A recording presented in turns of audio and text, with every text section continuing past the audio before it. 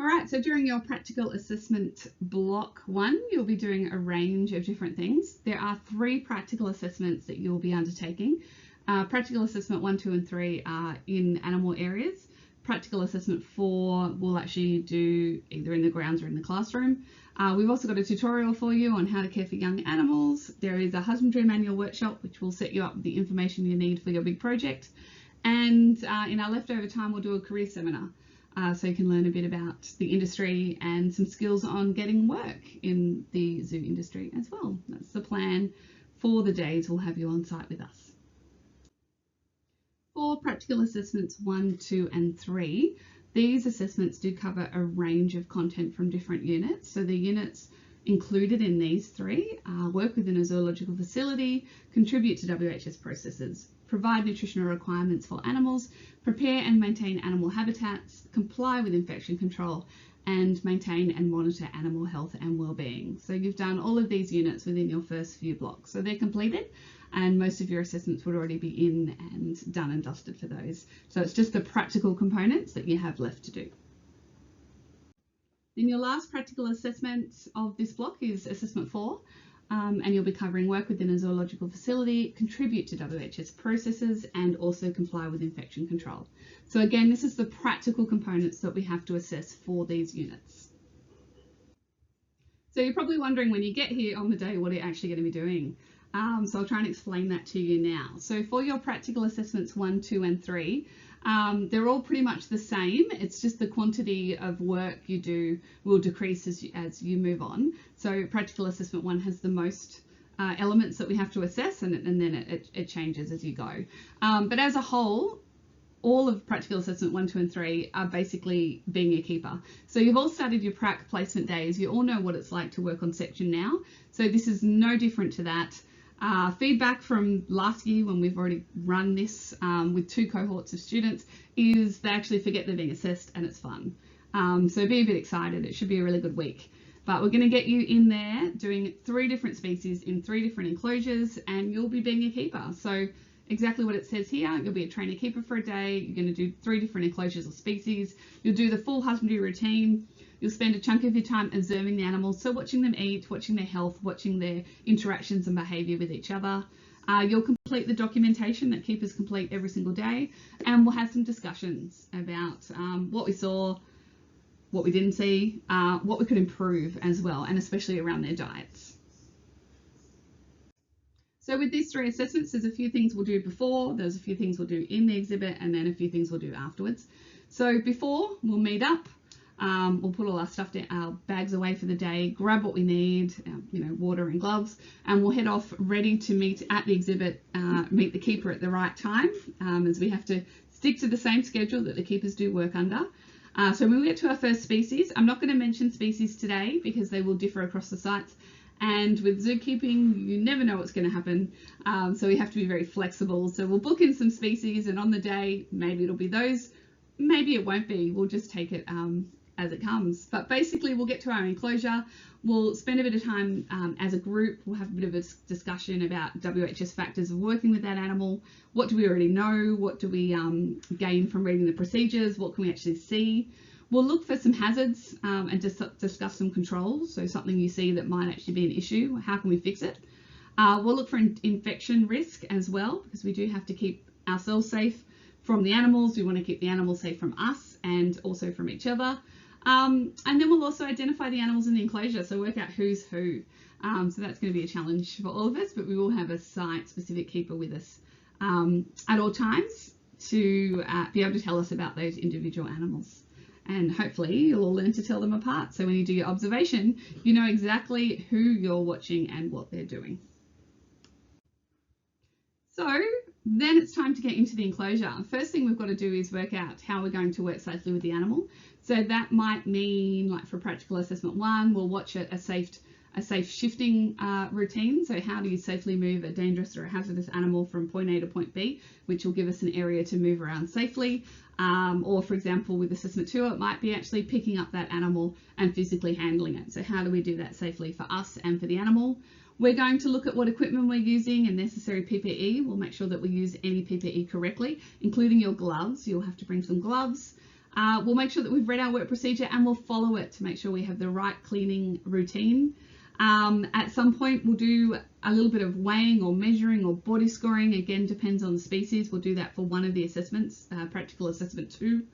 We'll follow our hygiene protocols. So some of it is really basic, like wash your hands after you do cleaning, wash your hands before you touch their food, clean your boots when you're leaving, that kind of thing. We'll do some maintenance. So that might be doing some weeding. It might be fixing up a gate or some mesh.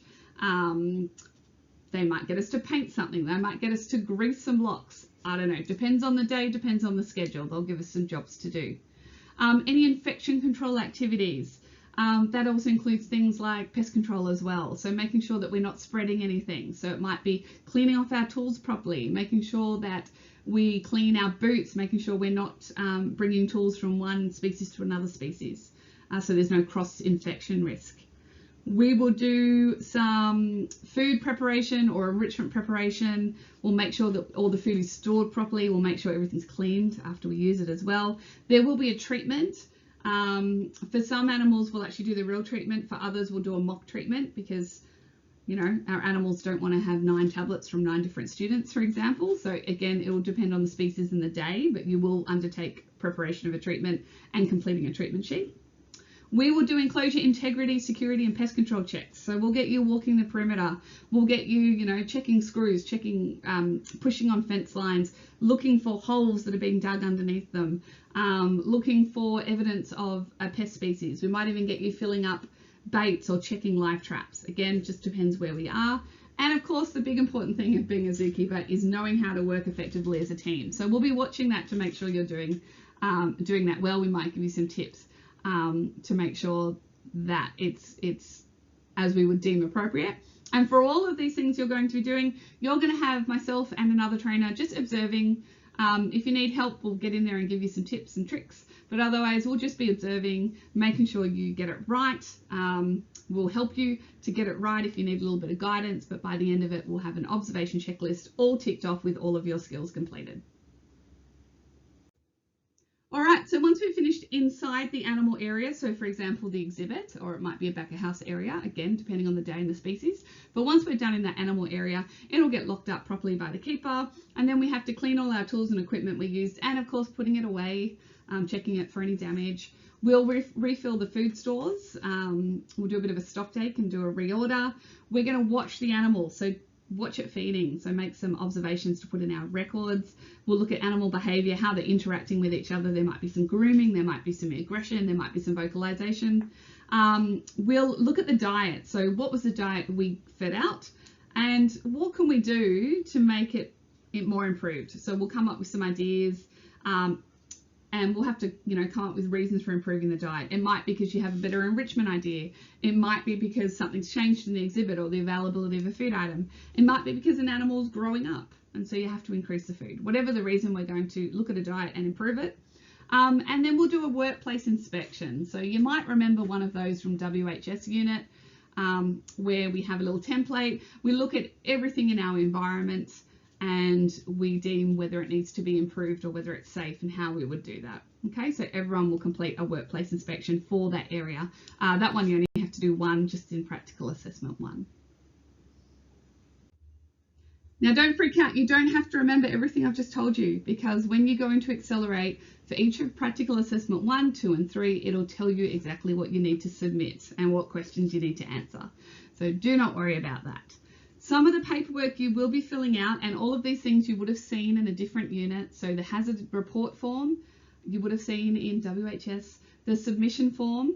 Now, yes, get excited. Everyone is going to collect a fecal sample for submission to the veterinary department. So everyone will come home with their little, no, you're not going to take them home for biosecurity reasons, but you will all have a little pot of poo by the end of the day, and you will complete that form. So you would have looked at them in health. You'll do a works requisition form, which you'll have a look in animal habitats. So you're actually going to have a look at something you want to improve in the exhibit. And you'll complete that form. You'll do a treatment sheet for any medical treatment. So it might be a nutritional supplement, or it might be that the animal is on an antibiotic for something. So we will make up that treatment and you will complete the treatment sheet. You will do a food order form, which of course you would have seen in nutrition. So you'll do a stock take of what's there and work out what you need to order. You'll do a daily report, okay, which is our keeper records that all goes into Zims. So you complete a record for everything you did in each enclosure or for each species. So you'll have some observations, you'll have some actions you did, you'll note down some behaviours, what you fed, kind of thing, what treatment you gave them. You'll do your workplace inspection form, which I've mentioned from WHS, and of course you'll have your new and improved diet sheet that you'll come up with based on whatever you've decided to change in the diet. Okay, so for some of the assessments you'll do all of them, for others you'll just do a few of them. Again, you don't have to remember specifically, because when you go into Accelerate, in order to upload your evidence, you will see the little packages. So Practical Assessment 1, Document Evidence, Practical Assessment 2, Document Evidence, and Practical Assessment 3, Document Evidence. So they're in little packages and you just complete for each one. Just make sure you get the right animal. So animal or species 1, everything gets done in Practical Assessment 1 evidence, and so on. So you'll see that as soon as you get into Accelerate, it'll ask you to fill in all those forms and also a daily report for each of them. Okay, as long as you go on to Accelerate, fill in everything you need for Practical Assessment 1, that is your evidence. Your trainer, myself and the other trainer, we will fill out an observation checklist and that will get uploaded for you as well. Okay, and that's what you submit. And when it comes to us, we will look over it, make sure that you filled in all your forms correctly. If it's good, it'll be signed off as satisfactory. We might send it back if there's something on one of the forms you need to address, but otherwise we'll get it completed and then you'll get signed off for your practical assessments. And that's the final skills you need to be signed off for those units as satisfactory. Okay, so for practical assessment 1, 2, and 3, which you'll do on one day, what do you need to bring? Well, gloves is the main thing I want you to bring. Bring your own gloves. Don't buy the thinnest ones you can find, because if we get you to go and pick up a big thistle or a weed, it'll go right through the gloves. But grab, don't spend heaps of money. Just pop to Bunnings, for example, but get some nice strong gloves. And make sure that you do have them with you. Make sure they're clean, so don't go digging around in your backyard without washing them, because we need to remember that infection control, that biosecurity element, to make sure that we're not bringing anything into an animal enclosure. So clean gardening gloves is the main thing I want you to bring, but also a notebook and pen. A small notebook, like one of the little ones that you just get from Woolies, are really good because it can fit in your pocket with your pen. Make sure it's secure in your pocket. We don't want to be accidentally dropping and leaving things inside enclosures that animals might be able to get hold of. So something little. You can have your phone with you. We might get you to take photos. It just depends. Again, we'll only take photos of things that we are approved to take photos of. Bring a face mask. Who knows what's going to be happening by the time we get to your prac assessment block. Fingers crossed COVID's not back in full force and we get to go ahead, but just have a face mask in case we are spending time in a small, a more confined area with the group of us. So just have one with you, and then just with your mindset, be willing to participate, be respectful, not just to assessors in your group, but obviously to the animals. But we're going to be working with keepers who one day hopefully you'll really be working with, and make sure that you are listening. Okay, so follow instruction, to make sure that you stay safe and everyone else and the animals stay safe, but also to make sure that you get all the activities done. The trainers will be madly, you do this now, you do that now. We'll be allocating jobs, we'll be rotating you around, so you all do a little bit of everything. You're going to have to listen to make sure you hit all of those skills so we can actually mark you as competent. So just be willing to get in there and get the job done. Something else to note, we might be recording you. We will at some point be recording you. It is part of the evidence. No one will see it. Unlikely anyone will see it, but we'll probably take footage, we'll take photos, and that will go into your file as evidence of the task as well. So bear that in mind, that you might end up in some of that footage. What to wear, really basic, just wear your TTR uniform. So your student shirt, don't wear anything too bright, but just your neutral colours, pants or shorts. Make sure you wear appropriate work shoes, so wear your work boots. Make sure they're clean work boots. They haven't been used in any other zoo or farming or any other animal sites, again, for that biosecurity. And depending on what the weather's like, bring the appropriate items. So hats and sunscreen, or a wet weather jacket. Last year during pracs across all the sites, we had the extremes from, I think in Perth we were hitting, high 30-degree days, and then in Dubbo we had the biggest drenching I think I've ever seen. I don't think I've ever been that drenched through within such a short amount of time. So either way, whatever the weather is, we go ahead with it. Rain, hail or shine. So just make sure that you bring whatever's appropriate for your day. Other things to be aware of, what are you going to expect? When you get there, each day you'll sign an attendance and a declaration sheet, just saying that, yes, you understand you are going to be assessed, and at the end of the day, you'll sign and say, yes, I was assessed. You will get dirty. Like I said, you're taking a fecal sample. You can wear a glove, promise. But you will get dirty, you will get covered in mud. Depending on what the keepers get us to do, we might be doing some shoveling of mulch or substrate. Who knows? It's totally up to them. We just go with the flow. You'll get a pretty good idea of what it's like to be a keeper. We had some pretty tired people by the end of their days last year, so don't have a late night the night before. Come prepared. Act to a high standard. Okay, it is an assessment. This practical assessment 1, 2, 3 day, it is an assessment. The whole day is an assessment. We're going to be watching you. The staff of the zoo will also be watching, so you want to make a good impression. You are going to be helping out, and we don't want to hinder, so we want to do things well. We need it to be acceptable for the keepers. They have a high expectation. We need to live up to that. So making sure you really do put your all in, and we will be watching you. So just remember that your trainers are going to be watching in order to assess you. Okay, so just be aware that, yeah, do what you need to do, hit those skills, and make sure that you give everyone a really good impression of yourself. Simple. It's a zoo, so there are policies and procedures in play. You'll be used to that with all of your units by now. So site protocols and requirements, and they will differ a little bit depending on what site you are being assessed at. So we will be going in areas that the public don't go to, so back of house or behind the scenes areas. So making sure that you are listening to your assessors and to the keepers at all times. Again, we want to keep you safe. Only go into areas where you have someone accompanying you, or you've been told to go into. Don't just go wandering off. You know, zoos are really dangerous places, and we don't want anyone to get hurt. It really is that simple. There are going to be parts of the assessment where you'll be in close contact with animal. Don't touch it unless we tell you or instruct you or give you direction on how to touch it. There's only one species that will actively be handling. So just bear that in mind. We're not going in there all touchy-feely with everything. So only do what you're directed to do. Again, safety, safety, safety. Hygiene protocols to keep you safe, to keep everyone else safe. COVID protocols are still a thing. Okay, so we'll be following what's relevant at the time. Like I said, bring a mask. Follow any biosecurity protocols of an area we're going to, especially if we're going into areas with ungulates. Foot and mouth is still an issue, so make sure your boots are clean before you come to the zoo. Even bring them in a bag, put them on when you get on site, take them off at the end of the day, making sure that there is no chance that we're spreading anything around. And of course, being aware of those photos and videos will be taken as evidence. Okay, moving on now to your practical assessment 4. This is going to be a little bit different. It's a simulated activity. So a few things will be done. You'll have a different trainer to take you through this, but you'll have a trainer with you the whole time. So you're going to be doing 2 risk assessments for 2 of the species that you'll do during your prac assessment 1, 2, 3.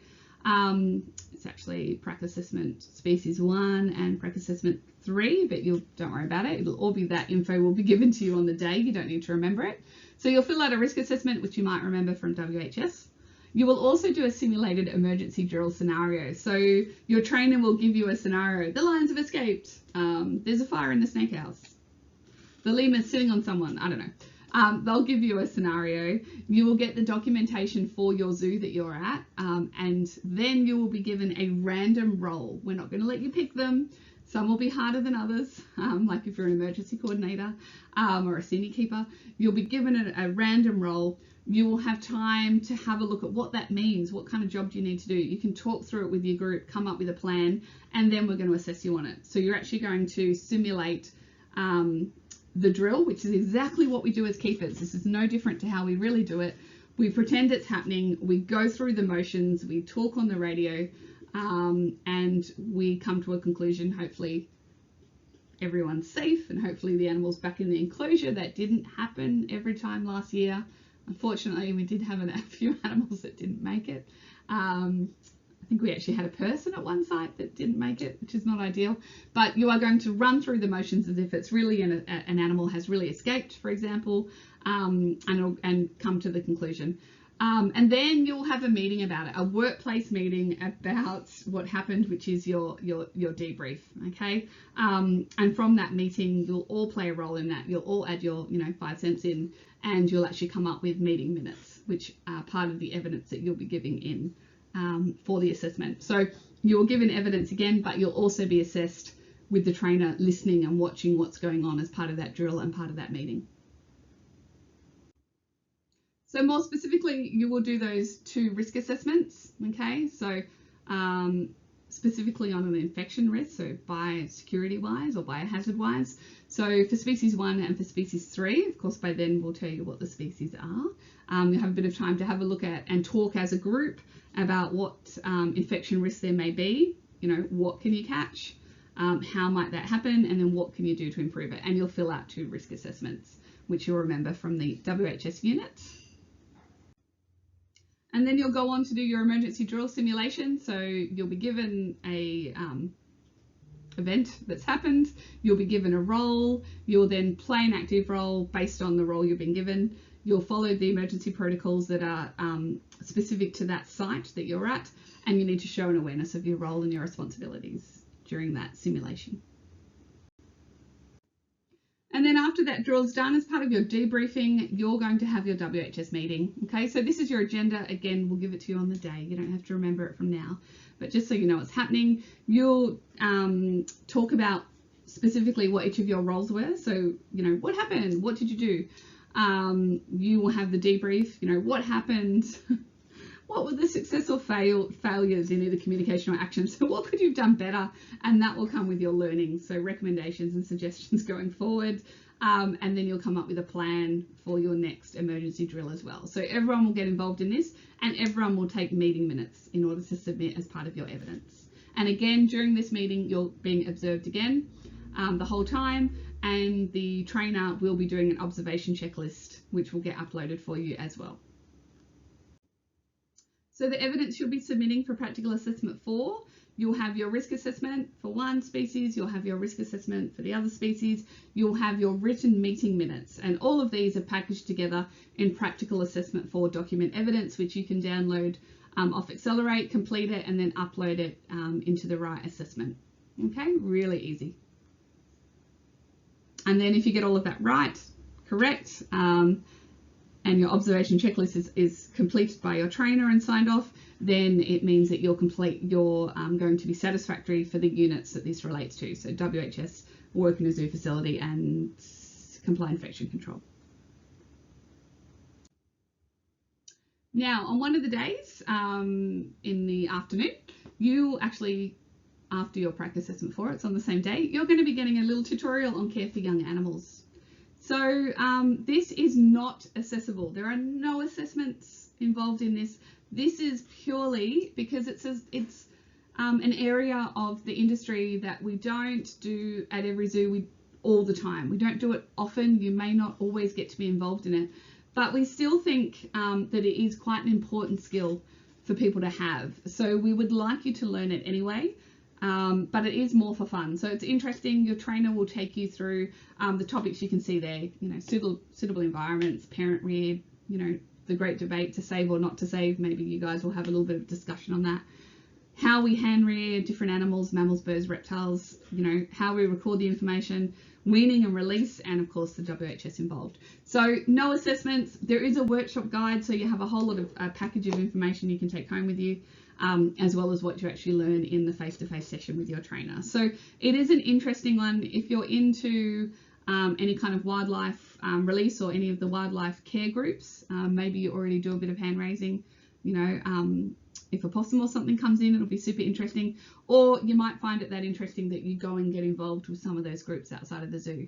Either way, it's a great skill, and even though it's not one of our core units at the moment, we're not actually teaching it as a unit. It is a unit, but we're not teaching it as part of our packaging at this point in time. We still want you to know about it, so that's why we're going to give you a couple of hours learning about it during our assessment week, and we hope you enjoy it. So for this assessment day where you have your practical assessment 4 in the morning and you have your Care for Young tutorial in the afternoon, again, just, you know, be willing to participate, get involved, bring your laptop because you can actually view some of it on your laptop. You can even complete some of your assessments as you go directly. Notepad and pen is always good to make some notes. And again, bring a face mask because we just don't know. So bring one anyway. All right, then on your third day, you have a few more things to go through. And the biggest chunk of the day is going to be looking at husbandry manuals. So you're going to have a seminar or a workshop on how to write a husbandry manual. So we'll give you a bit of a lesson. The trainer will give you a lesson on this. And then that will lead you into your project, which is part of your assessment for this unit. Everyone is going to be given an animal, or possibly you've already been given an animal, depending on what site you're at. So you'll have your animal and that's what you're going to complete your assessment on. Okay, it links back to a practical assessment you'll do in the last block where you'll do a little presentation. And you'll also, at the end of it, produce an actual husbandry manual. So that husbandry manual, we want it to be pretty good, okay? Because we're going to be sharing it with the zoo you're at. So it is one of the ways that we can actually give back and say, hey, we've done all this, you know, work at your zoo during the year. You know, we've had the benefit of being in the grounds, we've had keepers come and talk to us, we've had guest speakers, we've got to do behind the scenes, and here's something that we have produced that hopefully you can actually use on section as well. So we do want them to be good because, again, it's going back to the zoo, who at some point you may actually be in paid employment with. So yeah, we want you to put a bit of effort into them. But of course, during this first session, we'll tell you all about husbandry manuals. There is a workshop guide you can download. So the session itself is not accessible. There's no assessment linked to this session. It's just that practical assessment outcome, which is your actual manual that you'll produce, and you'll do a talk about it.